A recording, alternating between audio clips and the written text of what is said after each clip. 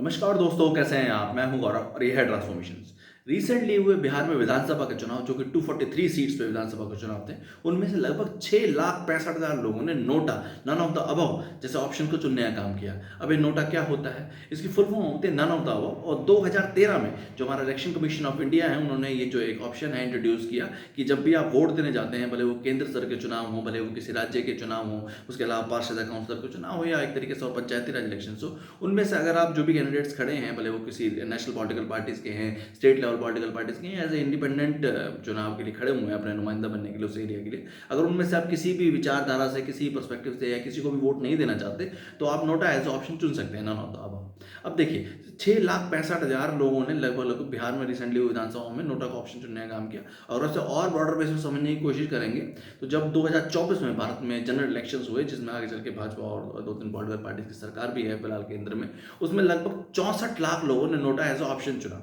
और अगर 2019 general elections की बात करेंगे जो कि भारत में हुए, तो उसमें लगभग 65 लाख लोगों ने नोटा एज ऑप्शन चुना। और ये जो आंकड़े, ये जो नंबर है, इलेक्शन कमीशन ऑफ इंडिया के ही बताए हुए और उनकी वेबसाइट्स पे जो है कंप्लीट डेटा अवेलेबल है। अब इतने लोग तो एक तरीके से वो सब लोग हैं जो बूथ तक गए और उनको किसी भी इंसान की या किसी भी पॉलिटिकल पार्टी की या इस तरीके की विचारधारा से वो खुश नहीं थे, या अपने आपको समंजस नहीं बैठा पाए कि वो उन सब लोगों को अपना नुमाइंदा बना पाए, तो उन्होंने नोटा एज चुनने का काम किया। लगभग इतना या इससे कम या तो इससे थोड़ा ज़्यादा ही संख्या में ऐसे लोग भी होंगे जो इवन इन सब लोगों से सेटिस्फाई नहीं है, उसकी विचारधारा सेटिस्फाई नहीं है, या कोई नया चेंज चाह रहे हैं, और इवन वो बूथ तक भी नहीं गए वोट डालने, क्योंकि वो ऐसा सोचते हैं कि जब उनको कोई कोई इंसान पसंद ही नहीं है, या कोई पॉलिटिकल पार्टी या कोई इस तरीके की विचारधारा पसंद ही नहीं है, तो वो बूथ तक भी क्यों जाए। पर ये तो वो आंकड़ा है जो लोग वहां पे गए और उसके बाद उन्होंने नोटा एज ऑप्शन चुना। अब देखिए, जो इतना बड़ा जो ये नंबर है, ये सिर्फ और सिर्फ कोई संख्या नहीं है, ये इंसान है आपके मेरी तरह। अगर आप 2024 का देंगे तो लगभग 64 लाख लोगों ने पूरे भारतवर्ष में नोटा एज ऑप्शन चुना। इन्हीं सब चीज़ों को देखते हुए ट्रांसफॉर्मेशन जैसे प्लेटफॉर्म की हमने शुरुआत भी की है,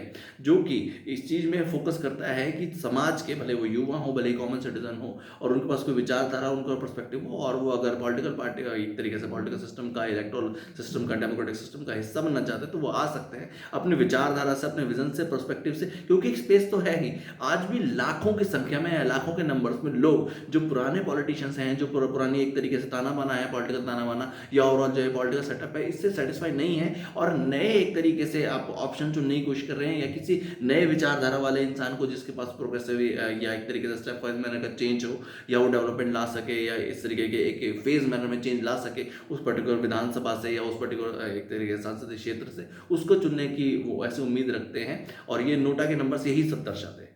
जय हिंद, जय भारत।